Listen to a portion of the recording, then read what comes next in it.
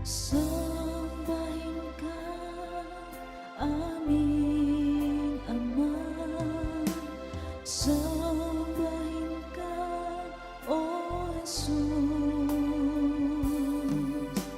Sambahin ka, Banal na Espiritu. Sambahin ka, aming Diyos. Sambahin ka, aming Ama.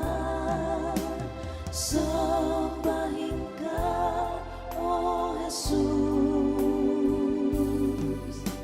Sambahin ka, Banal na Espiritu. Sambahin ka, aming Diyos. Ama, ikaw ang sa akin ay lumikha. Anak, sa krus iniligtas akong abang. Espiritong banal, sa buhay ko'y kumakabay. Purihin ka, O Diyos, magpakailanman.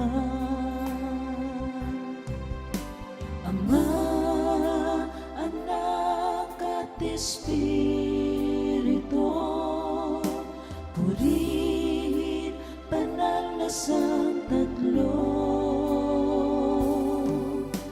Buong sanlibutan sa'yo ay sasakpan. Luwalhatiin ka, O Diyos. Ama, ikaw ang sa akin ay lumikha. Anak, sa krus iniligtas akong abang. Espiritong banal, sa buhay ko'y kumakabay. Purihin ka, O Diyos, magpakailanman. Ama, ikaw ang sa akin ay lumikha. Anak, sa krus iniligtas akong abang. Espiritong banal, sa buhay ko'y kumakabay. Purihin ka, O Diyos, magpakailanman. Purihin ka, O Diyos, magpakailanman.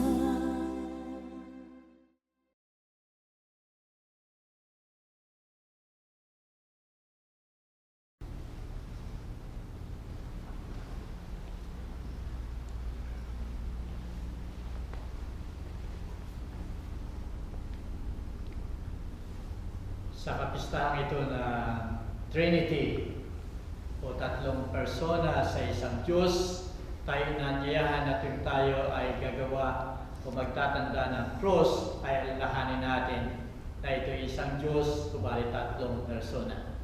Kaya simulan natin ang misa sa ngalan ng Ama, ng Anak at ng Espiritu Santo. Amen.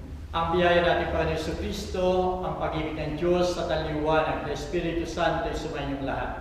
At sumayo rin. Minamahal ko mga kapatid sa pananampalataya, sa ating pagdiriwang ngayon, makiisa tayo katulad ng makikiisa natin sa tatlong persona. At kung tayo ay nagkulang sa pagmamahal sa ating kapwa, humingi tayo ng kapatawaran sa ating Panginoon.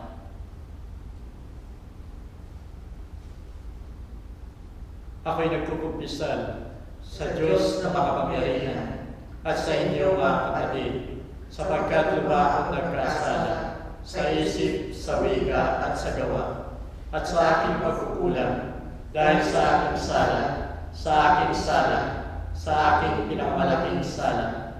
Kaya sinasamo ko kay Santa Maria Laging Birhen, sa lahat ng mga anghel at mga santo, at sa inyo mga kapatid, na ako'y panalangin sa ating Panginoong Diyos. Kawan tayo ng makapangyarihang Diyos, patawarin tayo sa ating mga kasalanan, at patnubayan tayo sa buhay na walang hanggan. Amen. Panginoon, maawa Kristo, maawa ka. Kristo, maawa ka. Panginoon, maawa ka. Panginoon, maawa ka. Luwalhati sa Diyos sa kaitaasan at sa lupa'y kapayapaan sa mga taong may mabuting kalooban. Pinupuri ka namin, dinarangal ka namin, sinasamba ka namin, niluluwalhati ka namin, pinasasalamatan ka namin, dahil sa dakila mong kalwalhatian. Panginoong Diyos, Hari ng langit, Diyos sa mga makapangyarihan sa lahat, Panginoong Jesucristo, bugtong na anak, Panginoong Diyos, Kordero ng Diyos, anak ng Ama. Ikaw na nag-aalis ng mga kasalanan ng sanlibutan, maawa ka sa amin. Ikaw na nag-aalis ng mga kasalanan ng sanlibutan, tanggapin mo ang aming kahilingan. Ikaw na naluluklok sa kanan ng Ama, maawa ka sa amin. Sapagkat ikaw lamang ang banal, ikaw lamang ang Panginoon, ikaw lamang o Jesucristo ang kataas-taasan, kasama ng Espiritu Santo, sa kalwalhatian ng Diyos Ama. Amen. Manalangin tayo. O Diyos, ang may pinahayag mo sa libutan ang iyong kahangahang misteryo. Nung isugo mo sa amin ang berbong nagtuturo ng katotohanan at ang Espiritong nagpapabanal sa amin. Loobin mong sampalatayanan namin ang katotohanan, kilalanin ang tatlong persona sa Diyos at sambahin ang kalakaisahan. Alang-alang sa anak mo si Jesucristo, Panginoon namin, nabubuhay at naghaharing kasama mo at ng Espiritu Santo, magpasawalang hanggan. Makinig tayo sa mga pagbasa. Pagbasa mula sa aklat ng Deuteronomio. Sinabi ni Moises sa mga tao, isipin ninyo kung may naganap ng tulad nito, nasaksihan o nabalitaan man lamang mula ng likhain ng Diyos ang daigdig. Maliban sa inyo, sino pa ang nakarinig sa tinig ng Diyos? Mula sa haliging apoy at nanatiling buhay. Sinong Diyos ang naglabas ng isang buong lahi mula sa isang bansa upang maging kanya sa pamamagitan ng pagkikipagsubukan ng kapangyarihan, ng kababalaghan, ng digmaan, at ng makapangyarihang mga gawa tulad ng ginawa ng Panginoon sa Ehipto. Dahil dito, dapat ninyong malaman na sa langit at sa lupa ay walang ibang Diyos liban sa Panginoon. Kaya nga, dapat ninyong sundin ang kanyang mga utos at tuntuning sinasabi ko sa inyo ngayon. Sa gayon, mapapanuto kayo at ang lahing susunod sa inyo, magtatagal kayo habang panahon sa lupaing ibinigay niya sa inyo. Ang salita ng Diyos. Salamat sa Diyos. Mapalad ang bansang pinili ng Diyos na maging pamana niya. Mapalad ang bansang pinili ng Diyos na maging pamana niya. Panginoon tapat sa kanyang salita at maasahan ang kanyang ginawa. Minamahal niya ang gawang matapat, ang pag-ibig niya sa mundo'y laganan. Mapalad ang bansang pinili ng Diyos na maging pamana niya. Sa utos ng Poon, nalikha ang langit, ang araw, ang buwan talang maririkit. Ang buong daigdig sa kanyang salita ay pawing nayari, lumitaw na bigla. Mapalad ang bansang pinili ng Diyos na maging pamana niya. Ang may takot sa Diyos at nagtitiwala sa kanyang pag-ibig ay kinakalinga. Hindi babayaang sila ay mamatay, kahit matagutom sila'y binumuhay. Mapalad ang bansang pinili ng Diyos na maging pamana niya. Ang ating pag-asa ay nasa Panginoon. Siya ang sanggalang natin at katulong. Ipagkaloob mo na sa aming makamit, O Poon, ang iyong wagas na pag-ibig. Yaman ang pag-asa'y sa iyo nasasalig. Mapalad ang bansang pinili ng Diyos na maging pamana niya. Pagbasa mula sa sulat ni Apostol San Pablo sa mga taga-Roma. Mga kapatid, ang lahat ng pinagpatnubayan ng Espiritu ng Diyos ay mga anak ng Diyos.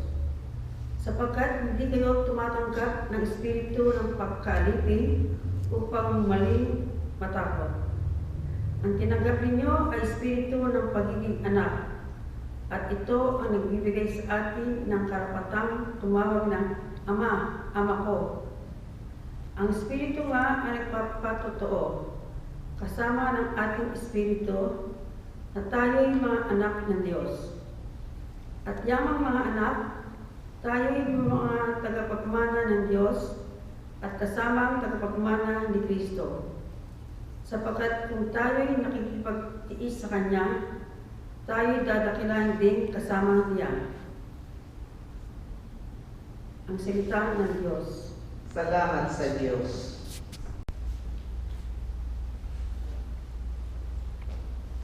Hallelujah, Hallelujah. Luwalhati sa Ama at sa Anak at sa Espiritu Santo, Diyos na nabubuhay ngayon, noong una at paririto. Hallelujah.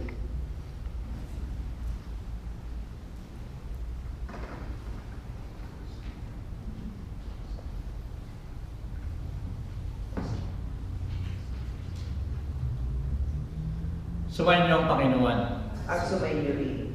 Ang pagbasa sa Banal na Ebanghelyo ayon kay Mateo. Luwalhati sa iyo, O Panginoon. Noong panahon yun, ang 11 alagad ay naparoon sa Galilea, sa may bundok na itinuro sa kanila ni Jesus.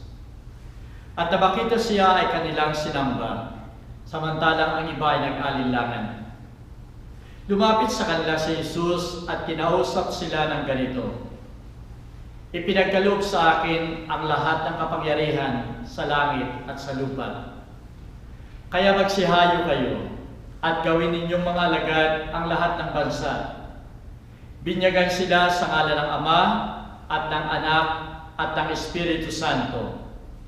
At ituro ninyo sa kanila na ganapin ang lahat ng inuutos ko sa inyo. Tandaan ninyo na ako'y sumasa inyo sa lahat ng araw hanggang sa katapusan ng daigdig." Ang salita ng Diyos. Purihin ka, O Kristo.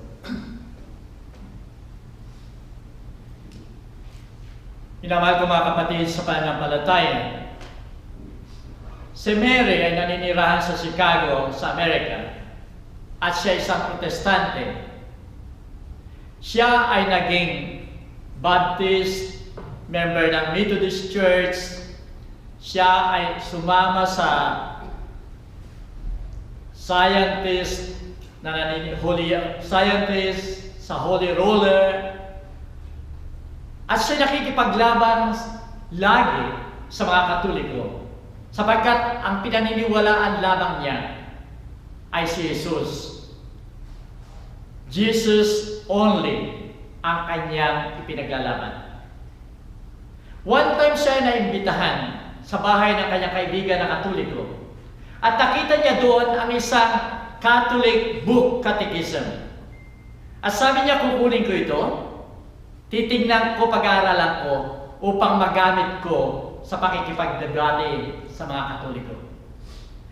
Kaya't lihim niyang kinuha yung librong yun. At nang nasa kanila na siya, sinimulan niyang basahin. Subalit habang binabasa niya, yung galit niya, yung hatred niya sa Catholic Church ay napapalitan ng curiosity. Parang gusto niya ipagpatuloy. At habang pinagpapatuloy siya, nasusurprise siya na yung nababasa niya ay taliwas doon sa kanyang pinaniniwalaan. Ibang-iba. Hanggang yung surprise na yun ay nagbigay sa kanya ng lalong matinding pagnanais na pag-aralan ang simbahang Katoliko. At the end ng kanyang mga reflections at ng kanyang readings, ang sabi niya sa kanyang sarili, kung ito ang itinuturo ng simbahang Katoliko, nais ko na maging Katoliko.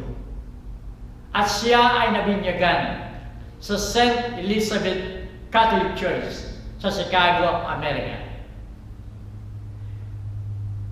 Lahat ng kanyang mga kaibigan sa Protestant, lalong-lalo na yung best friend niya sa Holy Roller, ang sabi niya sa kanya, Mary, what happened? Nasaan yung ipinoprofess ng only Jesus? Pero ang sagot ni Mary, yes, I still have only Jesus, but dinagdagan ko ng Father and Holy Spirit. Sapagkat sa tatlong ito, nakikita ko yung tunay na pagmamahal ng bawat isa. Minamahal ko mga kapatid, sa linggong ito pinagdiriwang natin ang kapistahan ng Trinity. Santissima Trinidad. Ito yung dugma ng simbahan. Dugma ng ibig sabihin ay dapat paniwalaan, dapat tanggapin ng bawat membro ng ating simbahan na nabinyagan. At ito ay kinakailangan na isabuhay natin. Ano ba itong dogma na ito? Ang dogma ito ay nagsasabi na mayroong isang Diyos. Subalit sa kabila ng pagiging isang Diyos ay may tatlong persona. Diyos Ama, Diyos Anak, at Diyos Espiritu Santo. Sila ay may pagkakaiba. Ang isa ay iba sa isa. Subalit ang kanilang pagka-Diyos ay pantay-pantay. Ito ang dogma. Ito ang pinaniniwalaan natin na may isang Diyos, subalit tatlong persona. At dahil nga ito ay isang mystery na hindi natin maiintindihan, pinaniniwalaan natin, pero hindi natin kayang abutin ng ating kaalaman bilang mga tao. Hindi natin maunawaan. Subalit, tingnan natin. Sa linggong ito ay tingnan natin. Hindi yung tanong na bakit may tatlong persona sa Diyos, kundi ang tingnan natin. Ano yung kanilang mga roles, yung mga gawain nila, at ano yung kanilang relasyon sa bawat isa upang lalo nating maunawaan ang tatlong persona sa isang Diyos. Makikita natin sa relasyon ito ang perfect relationship. At dahil may perfect relationship, inaanyayahan tayong gayahin ito sa ating buhay. Gayahin natin yung relasyon na yon sa ating pamilya, sa ating community, sa ating simbahan. Impossible sa buong mundo ay magaya natin yung relasyon na yon, perfect relationship ng tunay na pagmamahal. Sa Trinity makikita natin, Ama, Anak, at Espiritu Santo. Ang pundasyon ng kanilang relasyon ay pagmamahal. At dahil itong pagmamahal na ito, naririto sa kanilang gawain, sa kanilang relasyon, makikita natin ang tunay na pagmamahal. Ang Ama ay nagmamahal sa atin. Kaya't nilalang niya ang lahat ng bagay. Nilalang niya ang tao at ibinigay sa tao ang lahat. At pagkatapos, ibinigay niya, itinuring niya tayo na mga anak niya. Ito ang pagmamahal ng Diyos Ama. At dahil sa pagmamahal na ito, gusto pa niyang iligtas ang lahat ng tao. Kaya dahil sa pagmamahal, ang kaisa-isahan niyang anak ay ipinadala niya sa atin, tanda ng isang wagas na pagmamahal. Diyos Anak, dahil sa kanyang pagmamahal, tinanggap niya yung misyon na galing sa kanyang Ama. Siya ay naging tao, naging kaisa natin. Siya ay naghirap at inialay ang kanyang buhay, sariling buhay, hanggang sa katapusan. Ito ang tanda ng wagas sa pagmamahal, sapagkat sinasabing walang pagmamahal na higit pa sa pag-aalay ng kanyang sarili dahil sa kanyang minamahal. Ang Espiritu Santo ay nananatili sa atin. Ayaw tayong pabayaan ng Diyos. Kaya't ang Espiritu niya ay nananatili sa atin upang tayo bigyan ng gabay. Ito ay upang tayo huwag mapahamak, mabigyan ng kaligtasan dahil sa pagmamahal. Minamahal ko mga kapatid, napakaliwanag ngayon sa banal na Ebanghelyo ang utos ng ating Panginoon. Binyagan sila sa ngalan ng Ama, ng Anak, at ng Espiritu Santo. Nang ibig sabihin, tayong lahat na bininyagan, tayo'y natatakan ng Trinity, Ama, Anak, at Espiritu Santo. At dahil tayo natatakan, tayo ay inanyayahan na gumaya, makiisa sa kanilang tunay na pamilya, tunay pamilya ng pagmamahal. Paano natin gagawin ito? Magagawa natin ito na tayo makiisa sa pagmamahal ng pamilyang ito sa pamagitan ng pagmamahal natin sa Diyos. Sinasabi sa unang sulat ni San Juan, chapter 4, verses 16, ang Diyos ay pag-ibig, at ang lahat ng umiibig ay nananatili sa Diyos, at ang Diyos ay nananatili sa Kanya. Kaya kung patuloy tayo nagmamahal, tayo ay patuloy na nananatili sa ating Panginoon. At sinabi pa rin ni San Juan, verses 20 to 21, dapat ang pagmamahal natin ay pagmamahal hindi lamang sa salita, kundi sa gawa. Sapagkat sinasabi ni San Juan, ang nagsasabing minamahal mo ang Diyos, subalit napupuot ka naman sa iyong mga kapatid. Ang pagmamahal mo ay kasinungalingan. Sapagkat ang iyong kapatid na kasama mo ay hindi mo kayang mahalin. Paano mo gagawin mahalin ang Diyos na hindi mo nakikita? Kaya ditong panyaya sa atin. Ito ang commandment na iniwan sa atin ng ating Panginoon bago siya namatay. Ang sinasabi niya, isang commandment, isang utos ang binibigay ko sa inyo. Magbahalang kayo katulad ng pagmamahal ko sa inyo, sapagkat makikita nila, malalaman nila na kayo ay mga alagad ko kung kayo nagmamahalan sa bawat isa. Minamahal ko mga kapatid, patuloy tayong magmahal sa bawat isa. Pasimulan natin ang pagmamahal na ito sa ating pamilya. Sa ating pamilya upang kung paanong nagkaisa ang Trinity, ang tatlong persona. Ganon din dapat magkaroon ng pagkakaisa sa ating pamilya. Na doon ang gawain ay patuloy na tanda ng pagmamahal. Na yung paglilingkod ay tunay na pagmamahal. Yung panguunawa ay dapat makita. Yung pagtanggap ay dapat makita. Ang lahat ay makita dahil sa ating pagkilos, tanda ng pagmamahal. Minamahal ko mga kapatid, alalahanin natin na sana tayong lahat na bumubuo ng isang simbahan ay magkakaroon ng pagkakaisa at pagmamahal kung naruroon ang pagmamahal katulad ng pagmamahal natin sa ating Panginoon. Sa kapistahan ito ng Trinity, sana samantalahin natin ang kapistahan ito na magpasalamat sa tatlong persona sa lahat ng kanilang ginawa sa atin, sa lahat ng ibinibigay at patuloy na ibinibigay sa atin. Sa Diyos naman magpasalamat tayo na tayo nilalang ibinigay sa atin ang lahat para sa ating kabuhayan, para sa ating kaligayahan. Tayo nilalang niya na Diyos, may talino, may dangal, at pagkatapos inari tayong kanyang mga anak. Magpasalamat tayo sa Diyos Anak na tinanggap niya at nakipamuhay ng dahil sa atin. Na siya ay nag-alay ng kanyang sariling buhay para sa atin, namatay at muling nabuhay, upang sa ganun maibalik tayo sa kanyang Ama. At patuloy, siya ay nagtatag ng simbahan, upang ang simbahan ito ang siyang magpatuloy na magbigay ng biyaya sa bawat isa sa atin. Sa Diyos Espiritu Santo, magpasalamat tayo, sapagkat siya'y patuloy na nabubuhay sa ating simbahan. Patuloy na nabubuhay sa ating buhay at kaluluwa. Siya nagbibigay sa atin sa ating buhay pananampalataya at gumagabay sa atin sa ating buhay.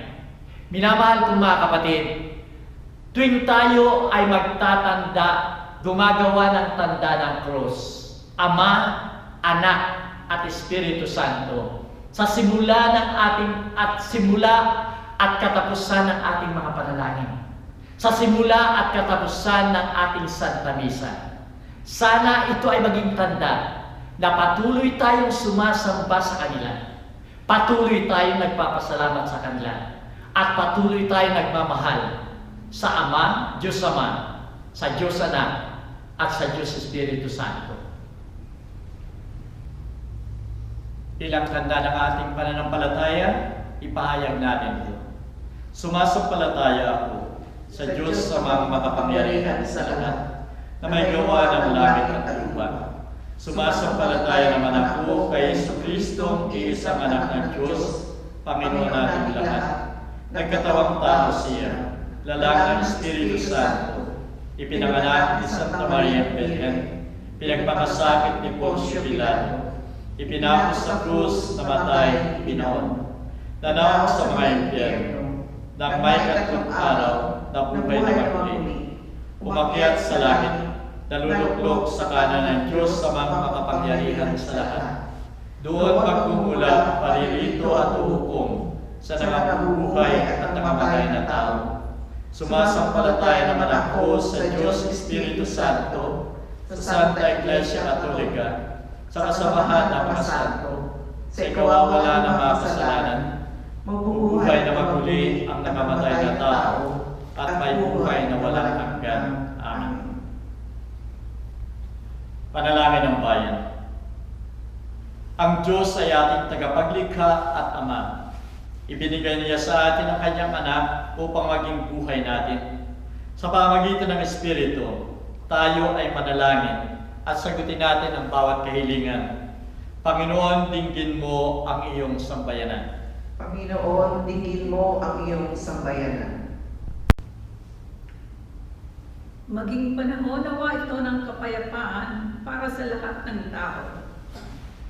Isantabi nawa namin ang galit at inggit at sa halip gawin namin ang aming makakaya na umunlad na nagmumula sa aming kakayahan at talino. Manalangin tayo. Panginoon, dinggin mo ang iyong sambayanan. Manatiling tapat nawa ang mga pinuno ng simbahan sa tinig ng Espiritu Santo, sa salita ni Kristo at sa mga biyayang kaloob ng Ama. Manalangin tayo. Panginoon, dinggin mo ang iyong sambayanan. Patatagin mo nawa ang simbahan upang maipagpatuloy niya ang pagpapahayag ng mabuting balita sa tulong ng banal na Espiritu. Manalangin tayo. Panginoon, dinggin mo ang iyong sambayanan. Ipadama nawa namin sa aming kapwa ang pag-ibig na laan sa mga aba at mga naaapi. Panigan nawa namin ang mga totoong nangangailangan sa panahon ito ng pandemya. Manalangin tayo. Panginoon, dinggin mo ang iyong sambayanan. Pangalagaan nawa ng Panginoon ang lahat ng mga naglalakbay sa araw na ito. Biyayaan ang mga aba at tanggapin sa kanyang kaharian ang lahat ng mga nahimlay na lalo na nang dahil sa COVID-19. Manalangin tayo.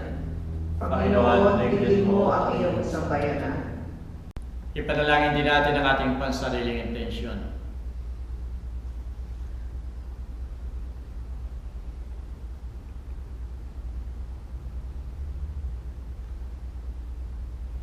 Sa iyo makapangyarihang Ama, lumikha ang sansinukob at sangkatauhan. Sa pamamagitan ni Kristo, ang Diyos ng buhay, Panginoon ng lahat ng panahon at kasaysayan. Sa piling ng Espiritu na nagpapabanal sa lahat, ang papuri, karangalan at luwalhati ay may alay nawa ngayon at magpakailanman. Amen.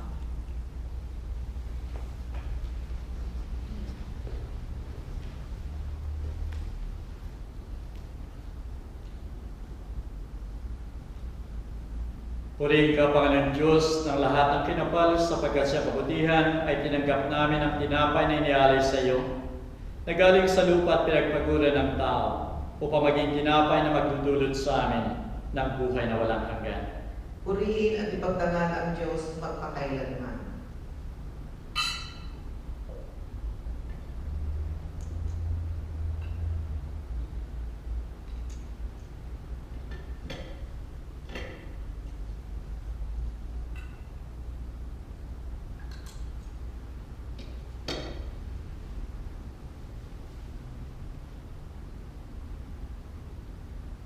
Purihin ka, Panginoon Diyos, na lahat ng kinapal sapagkat sa iyong kabutihan ay tinanggap namin ang alak na inialay sa iyo na galing sa punong ubas at pinagpaguran ng tao upang magiinumin ang aming kaluluwa.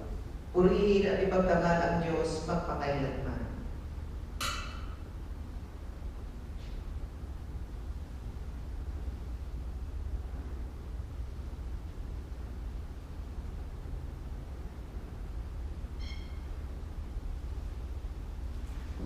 Manalangin kayo mga kapatid upang ito ating sakripisyo maging kalugod-lugod sa Diyos sa mga makapangyarihan.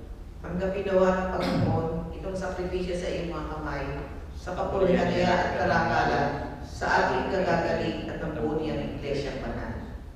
Gawin mong banal, O Panginoon naming Diyos, ang mga handog na ito sa iyong karangalan at bahaginan kami ng buhay ng tatlong persona, alang-alang kay Kristo aming Panginoon. Sumayin niyo ang Panginoon. At sumayin niyo rin. Isipin ninyo at mahalin ang Diyos. Iniisip namin siya at minamahal. Pasalamatan natin ang Panginoon nating Diyos. Marapat at matuwid. Tunay ngang marapat at matuwid, angkop at nakagaling, na magpasalamat kaming lagi sa iyong ang banal, alang-alang kay Jesucristo ng anak mong mahal. Diyos na makapangyarihan at walang hanggan, kasama ng anak mong bugtong at Espiritu Santo. Ikaw ay isang Diyos at isang Panginoon, isa sa pagka-Diyos, ngunit tatlo sa pagka-persona.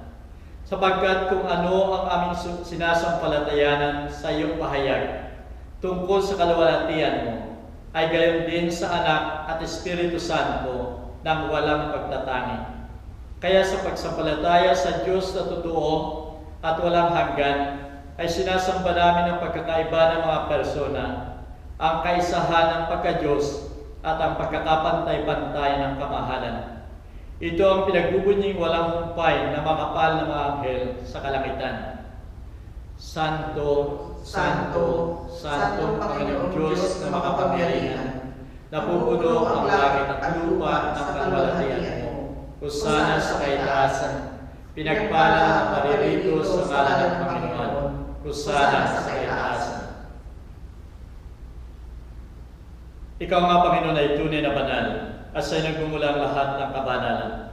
Paspasan mo sana ang mga kaloob na ito sa pamagitan ng iyong Espiritu, upang sa aming kapapanuto ay maging katawan at dugo ni Jesucristo aming Panginoon. Bago siya pahirapan at magpakasakit, kinuha niya ang tinapay. Nagpasalamat sa iyo. Hinati yun at ibinigay sa kanyang mga alagad na ang wika. Tanggapin ninyong lahat ito at kanin. Ito ang aking katawan na ihahandog ng dahil sa inyo.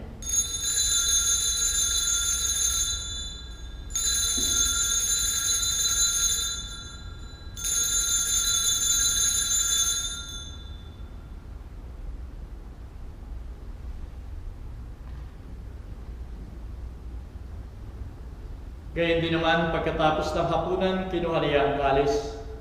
Muling nagpasalamat sa iyo at ibinigay yon sa kanyang mga alagad na ang wika. Tanggapin ninyong lahat ito at inumin. Ito ang kalis ng aking dugo. Dugo ng bago at walang hanggang tipan, na sa inyo't sa lahat ay bubuhos sa kapagpapatawad ng mga kasalanan. Gawin ninyo ito bilang pag-alaala sa akin.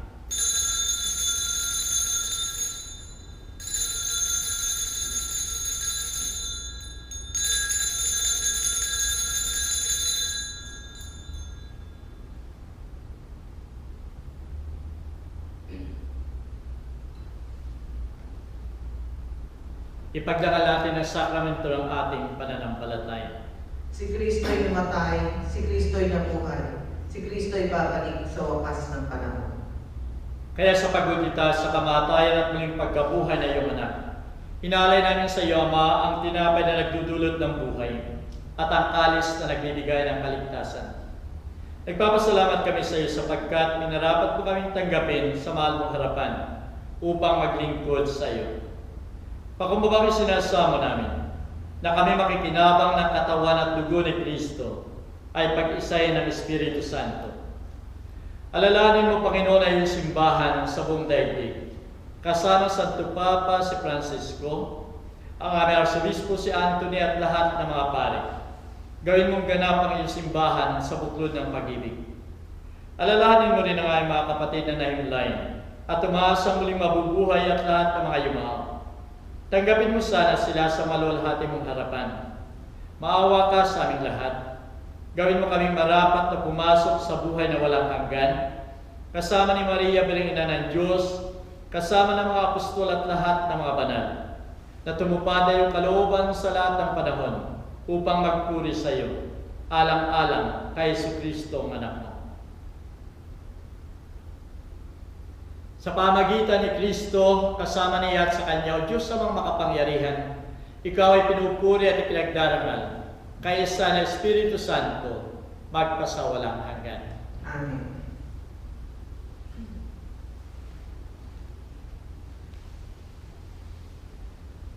Tanda ng ating pagkakaisa dahil sa ating pagmamahal katulad ng tatlong persona sa isang Diyos, dasalin natin sabay-sabay ang Ama namin. Ama namin, sumasalangit ka, sambahin ang ngalan mo, mapasa amin ang kaharian mo, sundin ang loob mo dito sa lupa para ng sa langit. Bigyan mo kami ngayon ng aming kakanin sa araw-araw, at patawarin mo kami sa aming mga sala, para ng pagpapatawad namin sa nagkakasala sa amin. At huwag mo kaming ipahintulot sa tukso, at iadya mo kami sa lahat ng masama.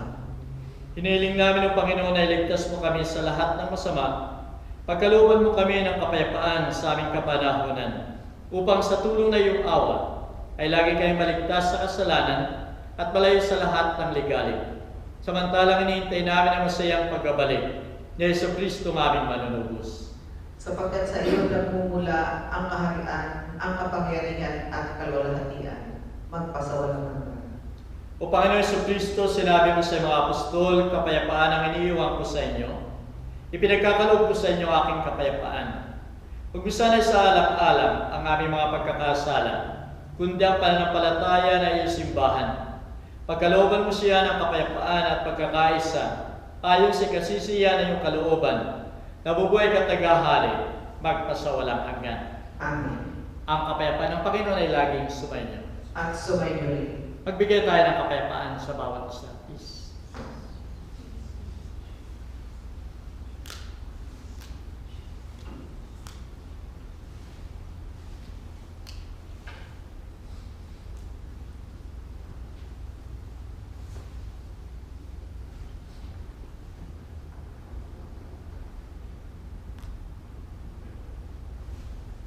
Kordero ng Diyos, na nag-alis ng mga kasalanan ng salibutan, maawa ka sa amin. Kordero ng Diyos na nag-alis ng mga kasalanan ng salibutan, maawa ka sa amin.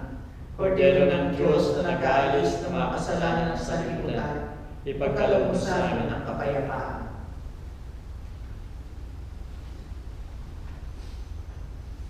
Narito ang kordero ng Diyos, narito siyang nag-alis ng mga kasalanan ng salibutan. Mapalad tayong tatanggap sa kanyang higing. Panginoon, hindi ako karapat-dapat na magpatuloy sa iyo sa aking katawan. Ngunit sa isang salita mo lamang ay gagaling na ang aking kaluluwa.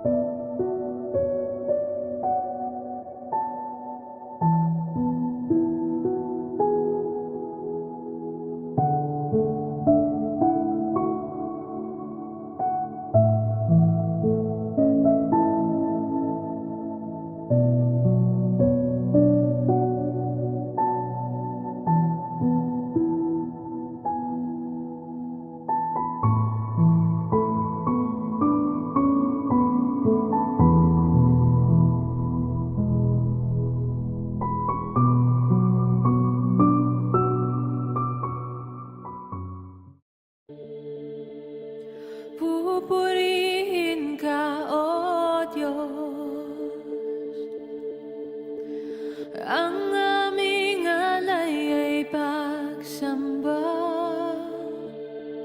kaluwalhatian, buong karangalan, kapangyarihan mo'y walang katulad. Ikaw ang tunay na Diyos, ika'y walang katulad, ika'y nag-iisa, ikaw lamang, wala nang iba. Sa'yo ang aming awit, dinggin ang aming tinig, isisigaw sa buong mundo.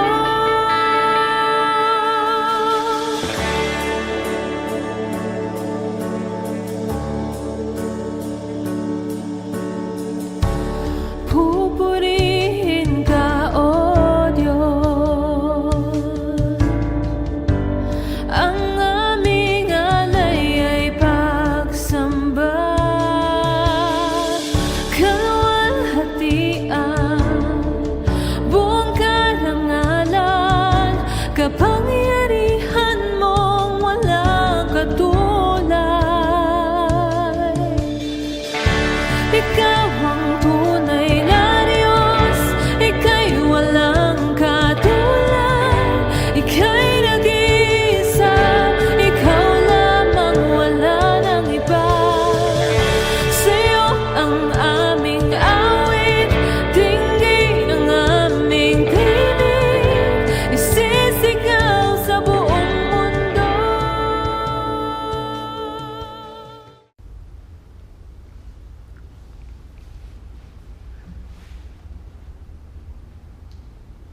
Manalangin tayo.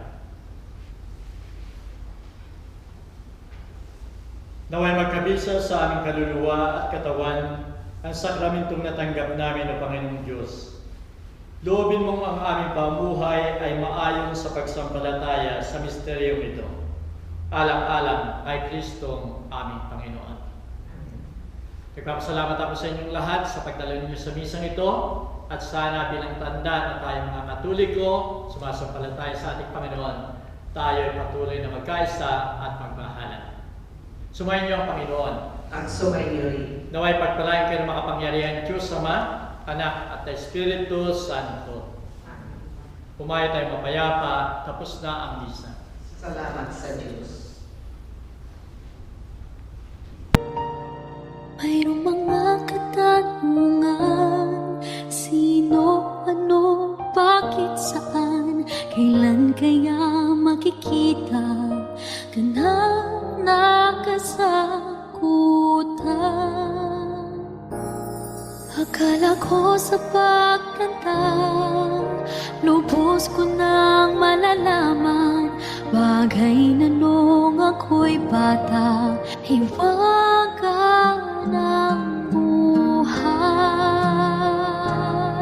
Ngunit ngayon'y naunawa, lawak ng iyong kabutihan, pamana mo'y sa langit pa, magliliwanag ng tunay.